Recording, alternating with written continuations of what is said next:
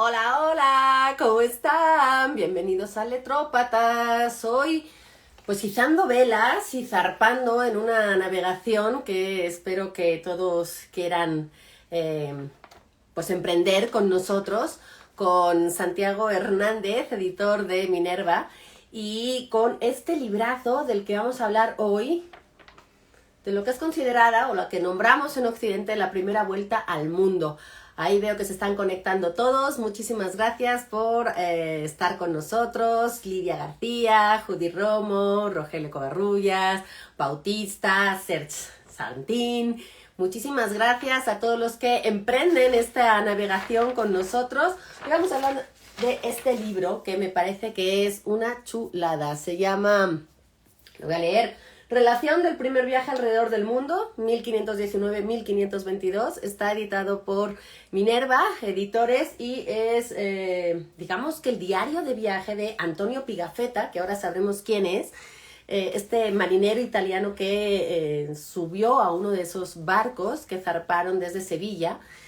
Ahora explicaremos por qué Sevilla, si Sevilla no tiene mar, pero bueno, es un viaje durante 3 años en el que, pues tal cual, dieron la vuelta al mundo, todo lo que descubrieron, imagínense todo lo que se puede uno encontrar, lo que uno puede descubrir y dejarlo por escrito.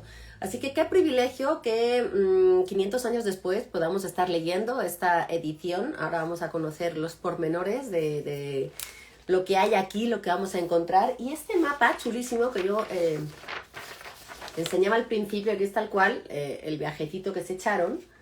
Ahí no sé si se ve bien, pero bueno, es una chulada que también viene en el libro. Y bueno, ayer me preguntaban que dónde se podía conseguir el libro. Ahora vamos a saber todo eso. Así que si están listos, vamos a invitar a Santiago, para que nos venga y nos cuente él mejor, ¿verdad? Porque yo les puedo estar aquí contando un montón de cosas, pero a mí me encantaría saber cómo fue, qué generó este texto, cómo fue la adaptación. Hay una traducción de Laura Origa, que a mí me gusta mucho también, este, pues hablar de eso. Y ahí está nuestro Santi. Hola, marinero o ¿Qué capitán. onda? ¿Quién es el capitán? Pues marinero, marinero, prefiero marinero. Sí, Más, mejor marinero. Los capitanes tienen luego mucha responsabilidad, ¿no? pues es que fíjate que, o sea, es una pregunta increíble porque esta edición de la que vamos a hablar, sí es total y enteramente coral. O sea, sí fue una cosa que se hizo a base de muchísima, o sea, como muchísimos temperamentos y muchísimos momentos, muchísimos tiempos. Entonces, fue como un equilibrio de muchas fuerzas para tener sí, hoy en día esto. Así que, ¡Qué maravilla de marinero, libro! ¡Qué ¿qué maravilla! tal, Yo eh? te felicito muchísimo porque me gustó todo, la edición, el formato, las ilustraciones, lo que presentan. Mi primera pregunta más bien es, ¿cómo llegó a ustedes? ¿Cómo se enteraron de este texto? ¿Qué edición encontraron? Porque sé que hay muchas. El mismo Antonio Pigafetta pues lo hizo en francés, lo vendió a diferentes personas. ¿Cómo llegó Minerva a encontrar y a toparse con este texto y cómo fue la decisión de publicarlo justo ahora, 500 años después? Claro, sí, pues mira, yo escuché, o sea, escuché de Pigafetta por primera vez en la boca de un hombre fascinante, un hombre griego que se llama Nikos Pratsinis, que dirige la Feria del Libro de Atenas, y era un hombre que con una como condición muy enigmática todo el tiempo estaba jugando con un resorte, con un slinky en los dedos. Y lo que tiene esta condición, esta colección, lo que tiene Ínsula, es que normalmente siempre te encuentras a alguien que te diga, oye, diarios de viajes, a lo mejor has escuchado sobre Richard Burton, o diarios de viajes, tienes que leer a Darwin, a Humboldt, a Nelly Bly, etcétera. Y este hombre me dijo, no puede existir una colección de diarios de viajes sin que por lo menos leas a Pigafetta. Yo no tenía ni idea quién era Pigafetta, y ya después de eso, pues es como el azar para muchas personas, ¿no? Como para Agnès Varda, ¿no? Que es en el momento en el que te dicen algo, en el momento en el que te advierten de algo, se te empieza a aparecer, ¿no? Y así fue como Nikos me habló de Pigafetta, después llegamos al famosísimo discurso de Gabriel García Márquez, que es muy loco que lo primero que dice a la hora de la recepción es Antonio Pigafetta. Son las primeras palabras que utiliza a la hora de recibir el Nobel en Estocolmo, ¿no? Entonces empezó a haber como una ruta de migajas de pan, como para entrar o salir de ese bosque, y hubo un momento en el que ya fue evidente decir, bueno, vamos a sumergirnos en esta aventura. Ahorita hablaremos con más calma de ello, pero fue una aventura muy, muy complicada y muy, muy afortunada porque nuestra adorada Laura Origa, tu tocaya, es italiana, ¿vale?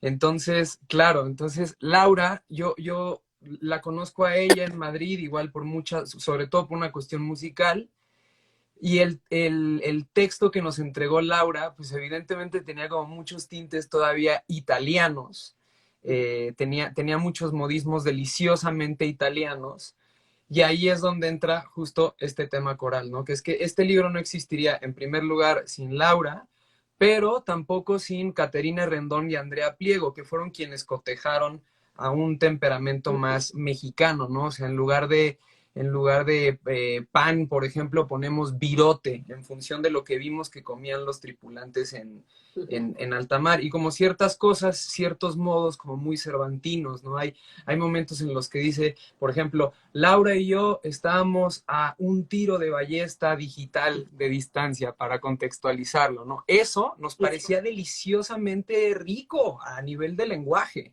Entonces, bueno, eso fue como la gran misión a la hora de traducir y esto viene de muchas ediciones como muy ya reconocidas, ¿no? En primer lugar, la que editó Cátedra con una traducción exquisita de Isabel de Riquer, pero eran muy académicas, o sea, lo que nos encontrábamos es que estaban buenísimos como para hacer un paper académico de JSTOR, de la navegación, pero nosotros queríamos hacer un libro que apareciera en Letrópatas, entonces por eso, yes, por eso fue que hay como ciertas decisiones de traducción que están pensadas, dicho de la manera más general, de forma muy pedestre, ¿no? De forma muy, muy terrenal, que se entienda qué es lo que está diciendo, qué es lo que está diciendo Pigafetta, ¿no? Como ya viste, es un texto raro, ¿no? Es un texto que le escribe en alta mar, que edita en italiano, edita en francés, para ver quién le puede pagar eso que él tiene, porque es un texto geopolítico, es un texto literario, y en la ebriedad de alta mar,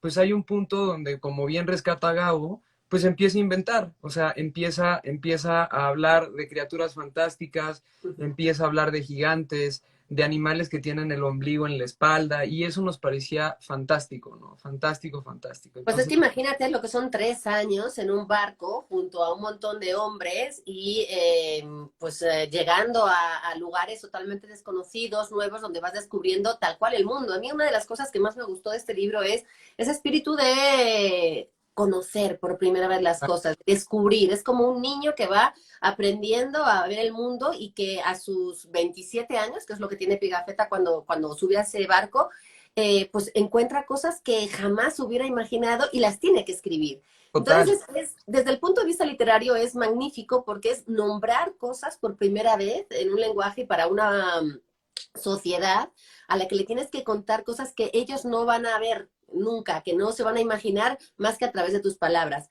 Este viaje, que empieza el 10 de agosto de 1519 y que hemos podido seguir por un montón de claro, historias, homenajes que ha habido durante estos meses anteriores y que está a punto de llegar otra vez a puerto porque el 8 de septiembre de 1522 llega de nuevo a Sevilla. Yo decía antes que en realidad Sevilla no tiene mar, lo que hace es llegar con los barcos por un río hasta que llega al océano y un poco descubrir cosas, ¿no? Esta ruta que se abre por un interés comercial para no sí, pagar los impuestos que se ponían en la India y en diferentes países de todas esas mercancías que llegaban de Oriente, querían abrir nuevas rutas. Y bueno, pues aparece estos dos capitanes, primero Magallanes y luego Elcano, y durante 3 años conviven. A mí, una de las cosas que me llamó más la atención es en lo que se fija Pigafetta, ¿no? Que no sé claro, si ustedes hicieron a lo mejor una selección, pero hay tanto esta descripción de lo que van descubriendo, dónde van llegando, como también un poco el día a día en un claro, barco con sus compañeros. Entonces, tú decías que es un poco geopolítico, pero también es humanístico, total. es sociólogo, es un poco de todo, porque en 3 años y en un sitio donde a veces solo ves el cielo y el agua, pues tal cual te pones a inventar y te pones a escribir de lo que ves, de lo que te gustaría ver. En fin, hay una relación aquí de muchas cosas Cuéntanos si hubo que seleccionar esos textos Qué buena eh, pregunta. y Claro, qué eligieron, porque luego también vi que entre una y otra a veces hay días y a veces hay meses, ¿no? Que ujú, no se escribe. ¿Por qué era eso? totalmente. Este es el primer diario de viajes que nosotros sacamos que es completo. O sea, hicimos la colección, la inaugura una traducción deliciosa de Camilo Rodríguez de El diario de viaje de Montaigne. Luego otra traducción magnífica de Alex González Ormerod del diario de viajes de Mary Shelley. Y esos son selecciones, esos sí eran diarios como mucho más extensos. Y este decidimos sacarlo completo por primera vez, eh, porque, digamos, en extensión era el más reducido en comparación a Montaigne y a Shelley, pero nos parecía que sí se necesitaba, aparte, que estuviese todo el viaje para que se entendiera, digamos, no solo lo que está dentro del libro, sino también la mística que sucede detrás de él, ¿no? Claro, claro, claro. Y volviendo al tema, digamos, de la mirada de Pigafetta, lo fantástico que esta es una idea, digamos, editorial que nace de la lectura de Val, eh, es que da para un bestiario. Son libros que te abren, digamos, todo un mosaico de especies, de barroquismos, que decía Bala a la hora de editarlo, esto nos puede dar perfectamente bien como para el bestiario fantástico que tiene el Fondo de Cultura Económica, que es como este flipbook, donde vas haciendo criaturas fascinantes. Pigafetta también hace descripciones en las que a veces puedes entender con mucha facilidad a qué especie se refiere y luego con otras no tienes idea de lo que te está hablando, ¿no? Ahora, hay algo que a mí ya a nivel chisme del libro me parece fantástico, que es que yo creo que Magallanes, sobre todo impulsado por otro hombre que no estuvo en la expedición, que se llamó Ruy de Faleiro, sabía que la Tierra, que la Tierra ya era redonda y que se podía dar la vuelta. Hay algo raro a la hora de plantear la expedición, y quiero pensar que había como una labor de convencimiento con Pigafetta de decirle, maestro, aparte de que podemos encontrar la manera de evitar el impuesto que tenía sobre todo el clavo en el mundo árabe, el famoso estrecho de Magallanes, había papeles, sobre todo los escritos por Ruy de Faleiro, que es el tratado de navegación que viene al final del libro, es un tratado súper técnico, donde queremos pensar nosotros después de leer el libro que ahí es donde llega este amor que siente Pigafetta por Magallanes, ¿no? Es capitán general, ¿no? Pigafetta no habla del Cano, eso es rarísimo, ¿no? No lo menciona, ¿no? Como que no le cae bien mucha gente en realidad, ¿no? Sí, sí, sí. Y ahí entra, digamos, una cosa fantástica para todas las personas, amistades que nos están viendo, que es toda la obra del libro, exacto, justo para allá iba. Es original de Beto, de mi adorado socio, de Beto Grillasca, y La Rosa de los Vientos, a diferencia de la rosa que leemos hoy, pues está pensada para Pigafetta, ¿no? Entonces es tramontana, mediodía, poniente y levante, que es como leían los vientos en ese momento, ¿no? Es decir, el aparato cartográfico está contextualizado para Pigafetta. Es un homenaje como si nosotros se lo diéramos a Pigafetta para decirle, esta es una manera sincera desde Minerva para que tú te puedas ubicar en alta mar. Todos los libros tienen esa condición. Los mapas están pensados para quienes hicieron el diario, ¿no? Entonces, volviendo un poco a este personaje fascinante, Pigafetta cumple con esta cuestión como renacentista de un poco artista total, arriesgado, navegante, guerrero, etcétera. Era un hombre ilustrado, ahí está el retrato. Justo no existía propiamente un retrato como tal de Pigafetta, había uno que se basaron en el de su hermano, y dentro de las cosas fascinantes a lo Bosco que tiene este retrato que hizo Beto es que literalmente lo que aparece en el retrato que está escribiendo es el incipit con el que escribe, con el que empieza el libro, ¿no? Ya entraremos a más detalle de eso, pero todas estas piezas que parecen grabado en realidad son arte digital, que eso ya también tiene como un juego de tiempos locochón. Y ya así, digamos, ya en la locura, nosotros queríamos hacer una locura también con esto, como lo hicieron los hombres que estuvieron a bordo de esta expedición. Las piezas, por lo menos tres, que son el árbol de clavo, Silapulapu, que es quizá el signo de resistencia más fuerte que tenemos hoy en día, que es el hombre que mata a Magallanes, ahí está el árbol de clavo. son los famosísimos NFTs, ¿no? Que son estas piezas de arte coleccionable, ¿no? Se están exponiendo en una galería norteamericana que se llama Super Rare. Y nosotros, cada libro que hacemos, como sucedió con una edición anterior que hicimos de los cuarentínimos de Jorge y Rep y cositas que hemos hecho también con un fanzine que hicimos con Vera Gerber Bisechi, digamos, estamos intentando reflexionar qué otros lugares tienen los libros, ¿no? Una conversación que hemos tenido siempre adorada, Lau, pues tiene que ver con esta palabra editante, ¿no? O sea, de abrir la edición a muchos otros campos, ¿no? Entonces, estas piezas que estamos mostrando, pues son como la parte arriesgada a nivel editorial, la parte más, sí, de arrojo, porque pues hicimos de estas piezas coleccionables digitales, ¿no? Entonces, para ver si eso representa otra ruta de navegación para el famoso melón de la distribución, como dicen tantas amadas personas. Luego iremos ahí porque mucha gente está preguntando justo dónde Claro, llegar. Ed Calle, por ejemplo, que nos está escuchando desde Madrid, abrazos al los queridísimo. libros, yo sé Claro, que conocen ahí de la música también. claro. Hablemos un poco del vocabulario, porque hay mucho vocabulario, evidentemente, de navegación, Ujú. del mundo del mar, ¿no? De cuando el hombre ya se le hace pequeña la tierra y sin haberla conquistado y conocido toda, se avienta al mar queriendo también, ¿no? Conquistar los mares. Y hay un montón de expresiones en español que tienen que ver con cosas y actividades que tú haces en el Claro. mar y de tu relación con el mar. Hay mucho de navegación, evidentemente. Me gusta porque no es técnico, pero Ujú. sí te da pues muchas palabras que tienen que ver con lo que hay en un barco y lo que necesitas para sobrevivir en un barco.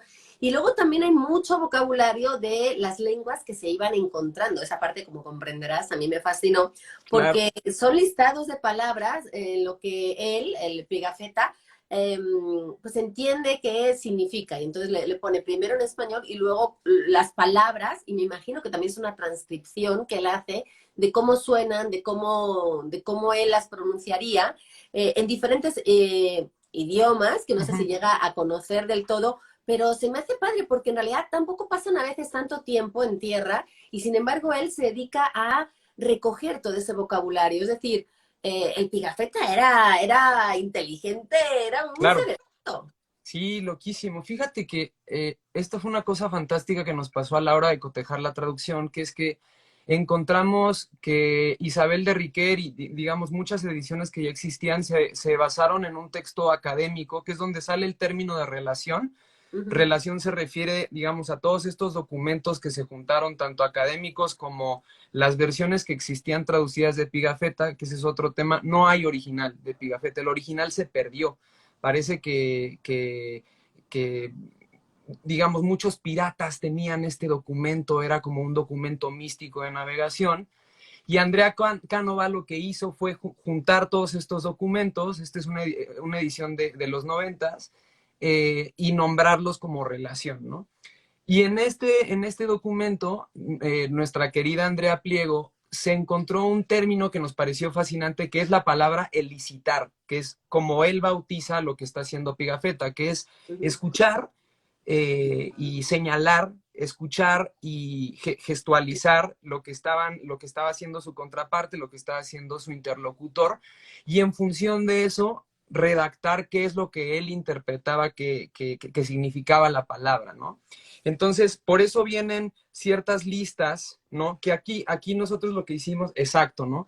A nivel editorial, por ejemplo, nosotros buscamos meter por ahí algunos de los gestos que hizo Beto para que no se le pierda, digamos, importancia a esta joya que son las felicitaciones que hace Pigafetta, ¿no? Hay en este momento, exacto, ¿no? O sea, la onda era como meterle ahí también barroquismos para que tampoco sea como cuando te encuentras la estrella de Mario Bros y pases en automático esa parte del libro, sino que sí te Me detengas encanta un, esta claro, comparación. que te detengas un ratito y veas este ejercicio que hizo Pigafetta, ¿no? Ahora, el tema es que, como decías, este hombre ilustrado tenía una inquietud también humanista, por así decirlo, por intentar entender a dónde es que estaban sumergiéndose en esta aventura, ¿no? Hay algo que es fascinante, que es a la hora en la que Pigafetta vuelve a tocar Puerto, cuando vuelven a Sevilla, él se da cuenta que como cambiaron los equilibrios en alta mar, o sea, como ya no estaba su capitán general, sino que estaba Juan Sebastián Elcano, él ya no se iba a beneficiar ni siquiera en paga, igual que, digamos, la tripulación más cercana a Elcano. Entonces, de Y manera la literaria, nacionalidad, ¿no? La claro, nacionalidad también le pesó. 100%, ¿no? Total, y es raro, es una especie como de passepartout en la expedición, porque es una expedición luso-española y él es como esta especie de alfil italiano, donde los equilibrios eran mucho más complejos para él. Y lo que me parece fantástico es que él cae en cuenta de que el libro que él tiene lo hace un común diferenciador de toda la tripulación, ¿no? Uno, como hablamos a nivel geopolítico, de que aquí se miran las tensiones en alta mar, y también a nivel literario, ¿no? La edición que tenemos nosotros y la que existe popularmente es la edición que deriva de la versión francesa del Pigafetta, ¿no? Ujú. Está dedicada a un jerarca que se apellidaba Villiers de L'Isle-Adam, que parece ser que es toda una dinastía donde hay después un famoso cuentista. Y entonces Pigafetta lo que hace es hacer todas estas versiones en italiano, en francés, para intentar venderlo como si estuviese buscando ya también un mecenazgo a lo Peggy Guggenheim. Inspiración, pobre. Sí, sí, loquísimo, es loquísimo. Entonces, ya leyéndolo con ciertos debates que han revisado en La Dichosa y son conversaciones que hemos tenido, aquí también se encierran muchas reflexiones a propósito de la autoría de ciertos textos, ¿no? ¿Qué tan original es esto que él mismo también alteró, etcétera? ¿Qué tanto la literatura es más bien un ejercicio coral? ¿Qué tanto para hacer público algo se necesita la mirada de alguien más, etcétera? Y eso me parece que es lo fantástico, y aquí sí me gustaría tocar un punto que me parece enigmático de todo esto, que es, uno, es un texto súper colonial, es un texto súper racista, es un texto súper misógino traducido por una mujer, ¿no? Entonces, yo pensaba mucho a la hora mientras lo traducíamos, en, por ejemplo, los famosos versos fascistas del poeta Celine, ¿no? O la parte fascista de Ezra Pound, ¿no?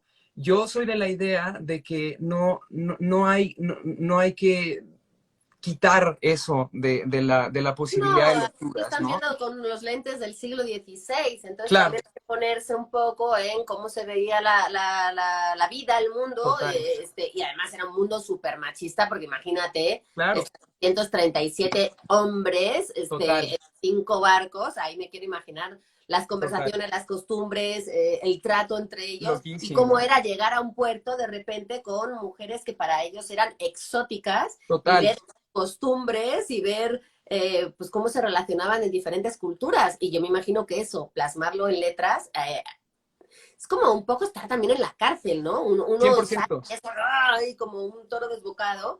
Y yo no sé si todos se comportaban así, pero desde luego es algo que había también que plasmar en las letras, ¿no? Que es algo que Pigafetta, sin entrar mucho en sentimientos, porque hay que decir que también es un texto que no entra mucho en lo psicológico, en lo Uh -huh, emocional, él uh es -huh. descriptivo, pero habla mucho de esas costumbres que se encuentra y evidentemente pues están vistas con ojos del siglo XVI que nada tienen Justo. que ver con lo de ahora.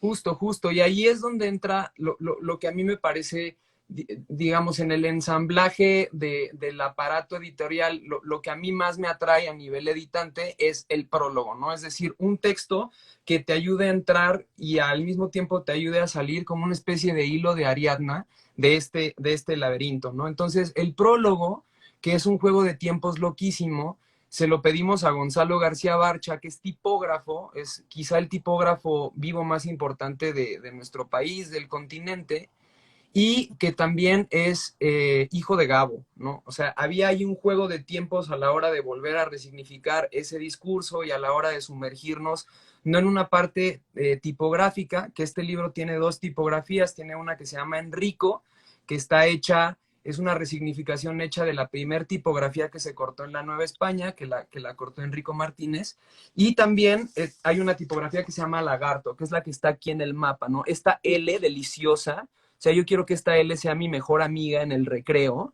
que me parece increíble.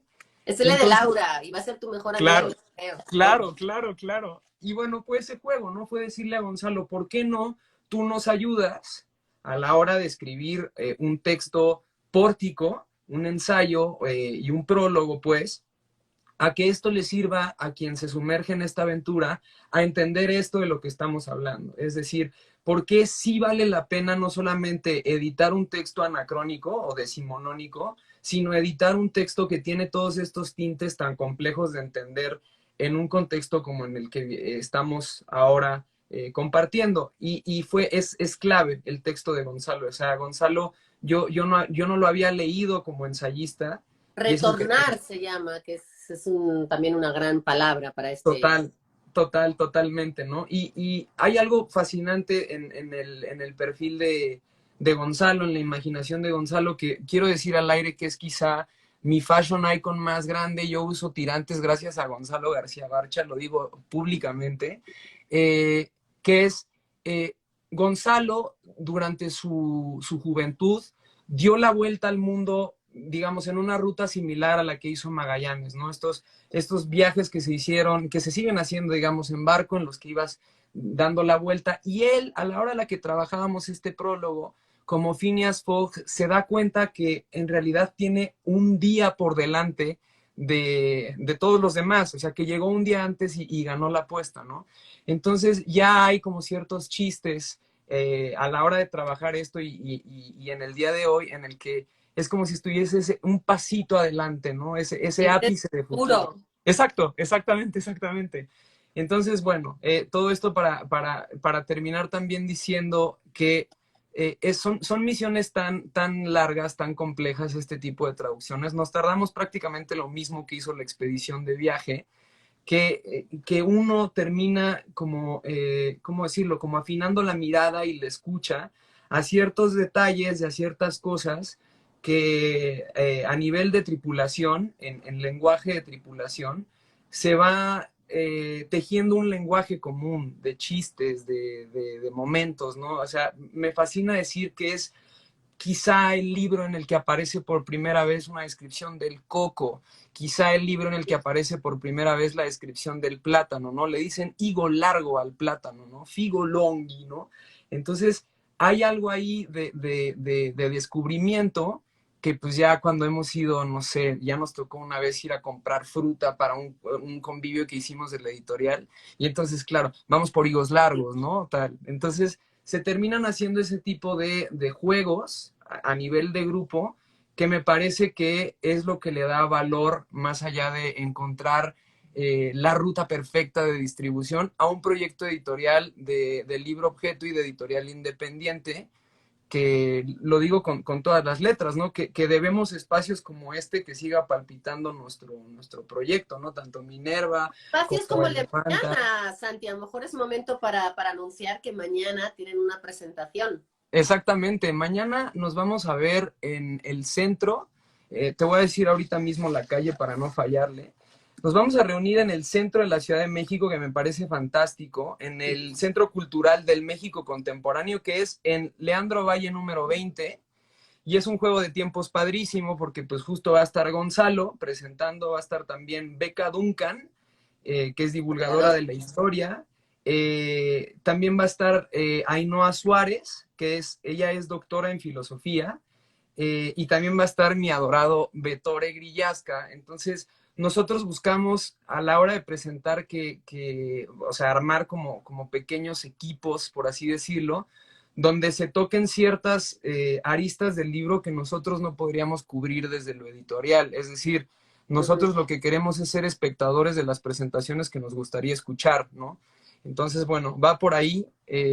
Nos vemos mañana a las 7 de la tarde, de la Mañana noche. además va a estar a la venta el libro, así que por favor, todos los que estén en la Ciudad de México y quieran esta joya, no se la pierdan, porque Eh, se la pueden llevar, no autografiada por Pigafetta, pero sí por la gente que lo ha conocido a través de sus letras y que lo ha escudriñado de una manera muy profunda, y que les dan un claro, poco la estafeta para que ustedes sigan pues, esta maravillosa aventura, porque la aventura de la circunnavegación duró 3 años y terminó hace 500, uh-huh, pero ¿qué tal como una aventura de ese estilo sigue latente y sigue viva a través de las letras de una persona que la verdad es que yo con los poquitos que llegaron, no me acuerdo ahora cuántos son los que llegaron de regreso, Es que, claro, son 5 naves. Aquí tengo el número son exacto. 5 naves y salieron 237, me parece que salieron, Sí, o algo así. 239 y regresan 18. Así no. Imagínate, yo de verdad agradezco a la vida que uno de ellos haya sido Pigafetta, porque imagínate haber perdido ese diario, o cuántas páginas nos habrán volado también, o se habrán Claro, robado, porque la gente luego a bordo no se lleva tan bien, ¿no? Que podamos leer un texto escrito hace 500 años de una aventura que empezó y que muchos de ellos no terminaron, pero que yo creo que casi nadie sabía cómo iba a terminar, ni cuándo, ni cómo. Entonces, total.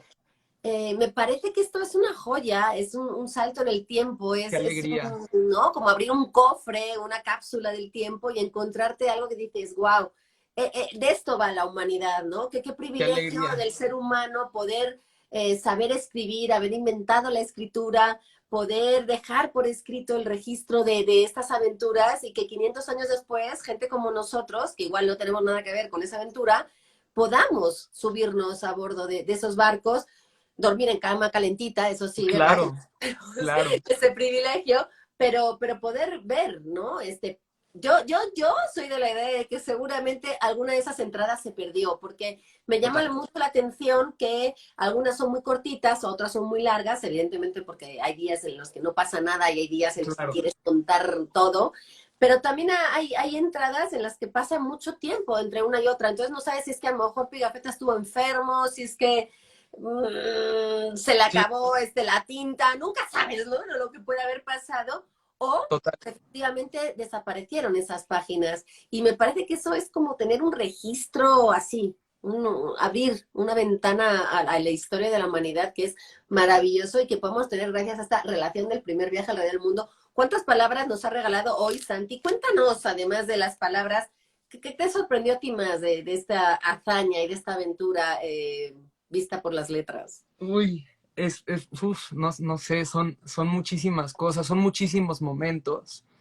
Em, pero inevitablemente, por ejemplo, yo he de confesar que no por una cuestión literaria, sino muy casi que de ego, me planteé como a los 20 años leer En busca del tiempo perdido, ¿no? Como cuando uno, y yo, ¡Wow! era como subir al Isla, ¿no? Era como prepararse y tal.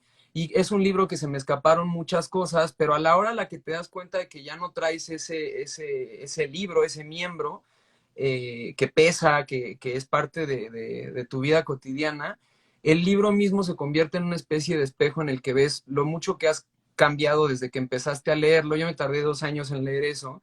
eh, y pues bueno, cuando terminas, pues te das cuenta que han pasado muchas cosas. Entonces, lo que más me sorprendió, uno, de leer y de editar en equipo, en tripulación, la relación, es que inevitablemente, y en un periodo tan enrevesado como del 2019 para acá, hay muchísimas sombras que se nos fueron juntando cuando nosotros íbamos leyendo y editando este libro. Hay muchísimas alegrías también.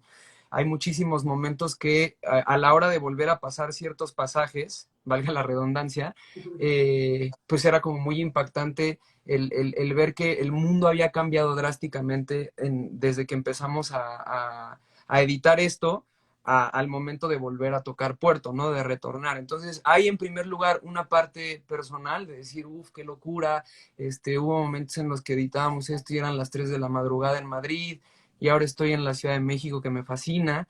Y al mismo tiempo, ya entrando a una parte más de fondo del libro, es cómo hay, insisto, como cosas casi que cervantinas o como de Murasaki Shikibu o de Borges, ¿no? Hay un momento en el que habla de China que dice, es un imperio que tiene una muralla y adentro de esa muralla hay otra muralla. Y dentro de esa muralla hay un castillo y en el castillo hay 400. Entonces yo decía, esto es totalmente de Borges, ¿no? Es como este relato laberíntico. Y entonces, ya leyendo más como la voz de Pigafetta, es ver cómo tenía una condición literaria, independientemente de que hay momentos en los que parece que estás leyendo a un científico que te convence de las cosas, ¿no? Habla de pronto como si supiera de manera científica de las especies, de manera científica de los frutos, pero inevitablemente es como cuando pensamos en un documental, ¿no? Que es como una ventana a la realidad. Pero en cómo colocas la cámara, en cómo pones el iPhone para que se vea el librero de atrás y para estar presentable y la camisa blanca, estar guapo para estar con Laura, ya estás teniendo un discurso, ¿no? Entonces, leer eso con Pigafetta es fascinante. Es decir, órale, qué loco, esto parece que estoy leyendo, no sé, el Guzmán de Alfarache, o parece que estoy leyendo el libro de Arena, ¿no? Es que Eso, sí, o sea, es un libro que se lee perfectamente en el 2022, pero claro, a veces pasamos por alto a la hora de leer que han pasado 500 años claro, y claro. evidentemente es una traducción y haya un poquito de redacción para entenderlo hoy, pero no deja de ser una serie de conceptos y una serie, es una visión de una persona hace 500 años que ni siquiera dimensionamos. Eso Claro, me hace, aquí decía Paco Cruz, es volver al futuro, es volver al pasado, es claro. tal cual, tener una máquina del tiempo, y eso me parece que también los libros lo consiguen, y estos diarios de viaje, que yo celebro mucho que Minerva haga esta colección, porque uno se va a veces de viaje y o es poco tiempo o lo pasa tanto subiendo a redes pequeños instantes, que en realidad sí es un poco contar el viaje, pero hay que rescatar esta manera, aunque sea volviendo, de decir, esto es lo que me pasó, esto es Claro, lo que descubrí, esto es lo que a mí me pasó como persona, porque uno no vuelve igual de los viajes, ¿verdad? También total. estas citas literarias.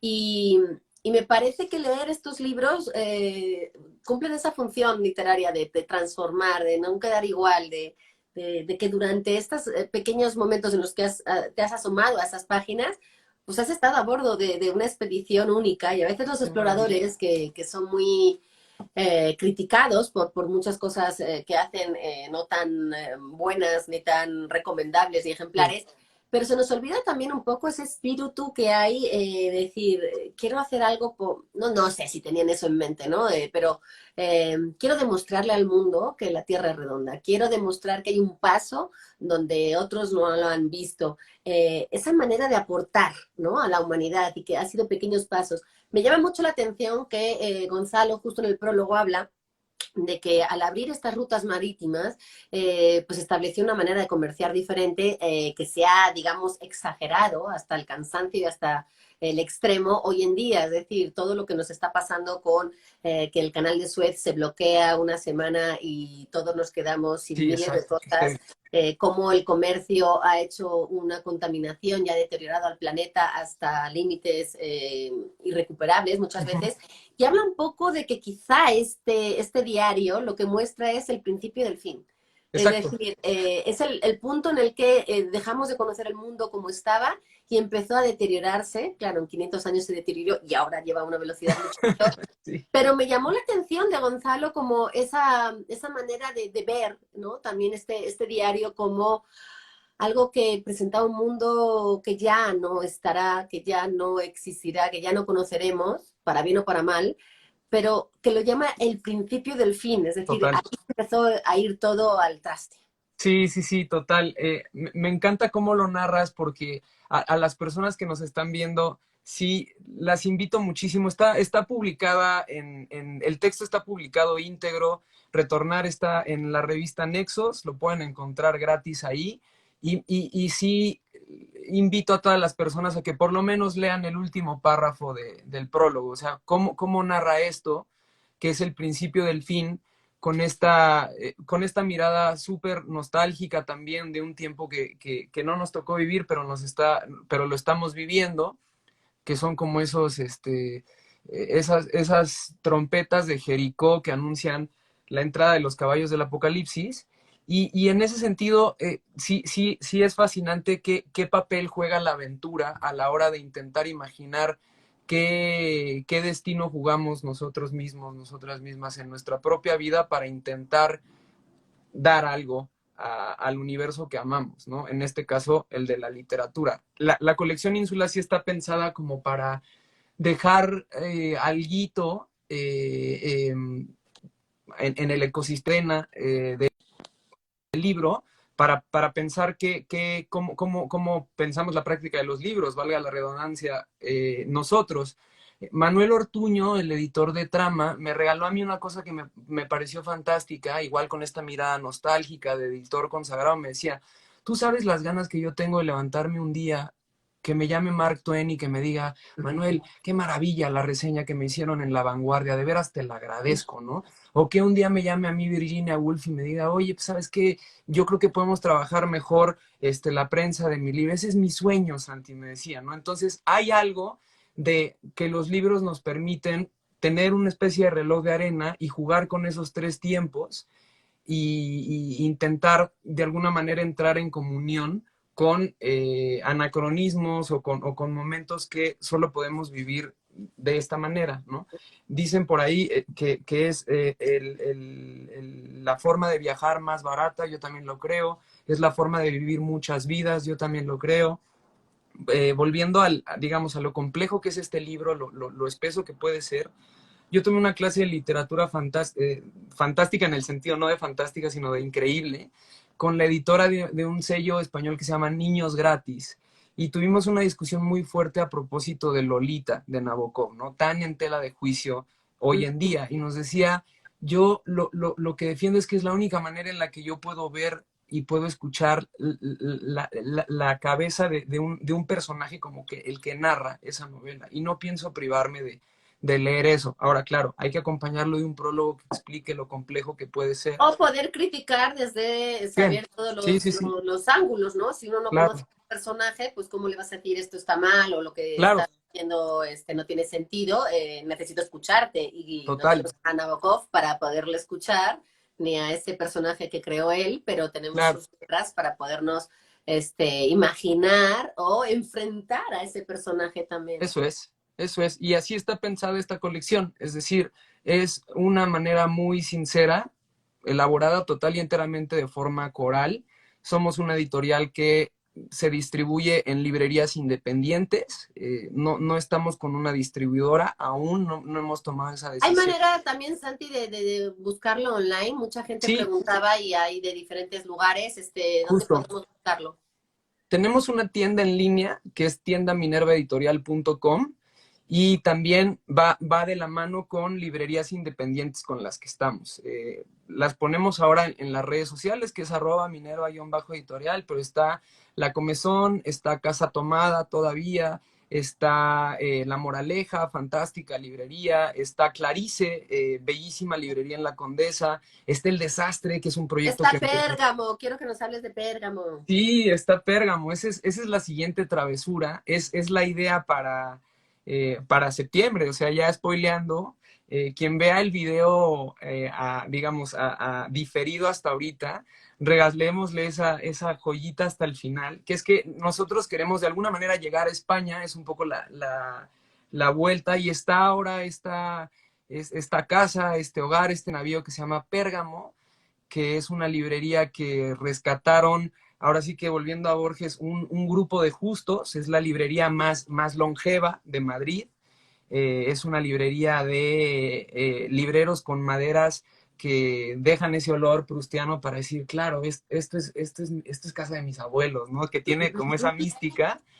Y es una librería que con mucho gusto digo que la va a llevar un abad al que yo amo, que tiene por nombre Jorge Fernández, que para Casualmente. mí es la mejor chamba a la que podía aspirar la vida de mi padre, que es estar detrás de un mostrador, me lo imagino así con los lentes, viendo quién entra por la puerta, suena la Y campana. hablando horas y horas con cada Exacto, cliente que le pida exacto, consejos sobre qué lectura exacto. en su vida, Sí, ¿no?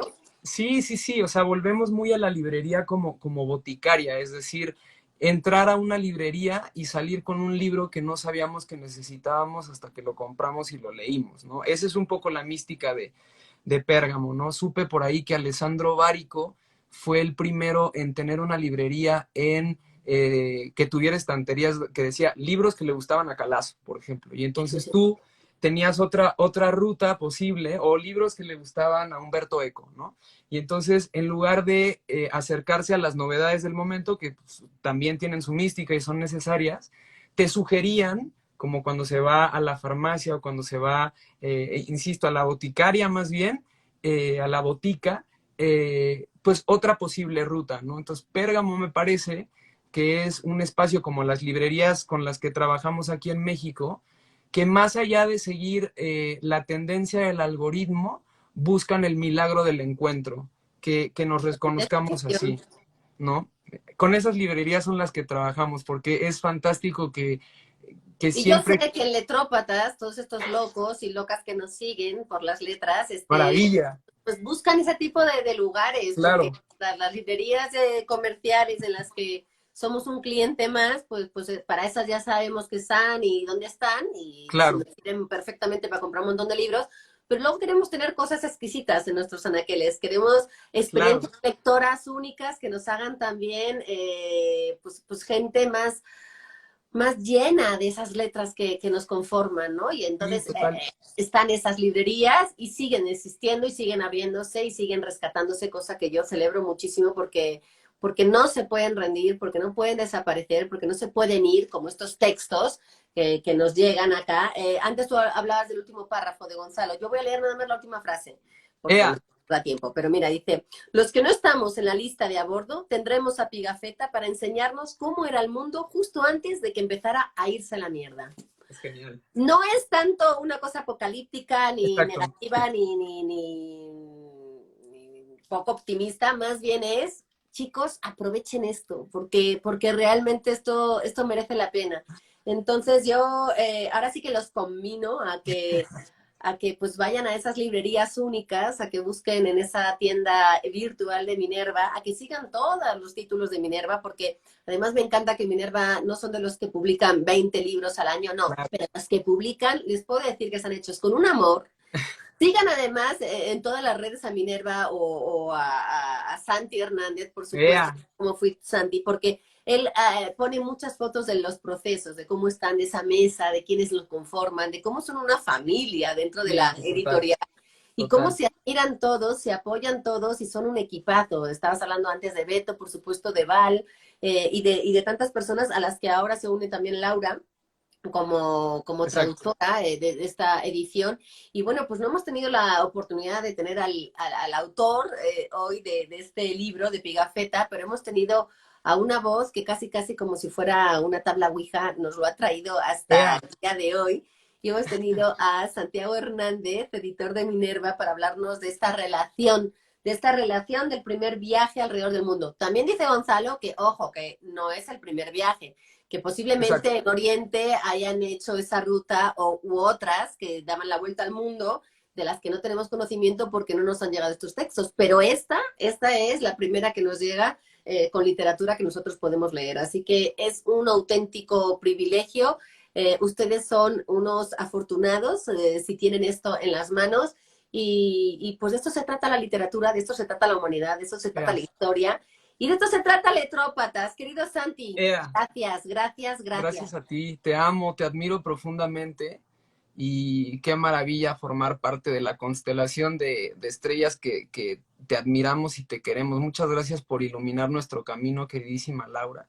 Y seguimos hablando de lecturas, esa es la gran clave de esto, ¿no? Tenemos para aburrirnos, porque además tú y yo, que nos hemos encontrado poco últimamente, hay que Es decir, verdad. creo que nos vamos a encontrar más en los aeropuertos que lo pueden encontrar en la Jusco jugando al fútbol, y Sí, sí, además sí, hay, sí, hay sí. mucha gente aquí que te sigue, hay mucho de Hernández que he visto que te comenta y que te manda Ea, muy, muy bonitas ahí palabras, estamos. que tienes una familia hermosa. Saludos a todos los que nos han seguido en esta transmisión, a todos los que nos verán luego. Por Ea, supuesto, visiten Pérgamo en Madrid, si alguna vez claro, súmanlo como parte de. Y si ustedes nos están viendo desde Madrid o desde los alrededores, vayan este claro. verano y compren este libro maravilloso que trae además al final este, Sí, este no te mapa que yo lo inspira. tengo puesto encima de mi escritorio. ¡Eh! Aquí está, sí, Y que inspira muchísimo y es una de las grandes hazañas de la humanidad que nosotros todavía tenemos el privilegio y la oportunidad de poder emular o por lo menos de recoger este relevo y hacer nosotros también algo por ese mundo para que justo no se vaya a la mierda y que dentro de 500 años alguien sí, dijo, ese es el texto que rescató el mundo de irse a la mierda y que empezó la recuperación. Así que ahí. bienvenidos todos a esas lecturas. Gracias, Santi, a todo tu equipo. Una felicitación enorme, de verdad, un trabajo magnífico, exquisito, ejemplar. Y pues esperamos el siguiente de Minerva. Así que Eso. gracias. Bueno, muchas gracias. Estás en corazón, palabra y pensamiento. Besos, Lau, queridísima. Nos vemos el próximo martes en un episodio más de Letrópatas. Gracias a todos por estar. Chao, gracias a todos. Bye.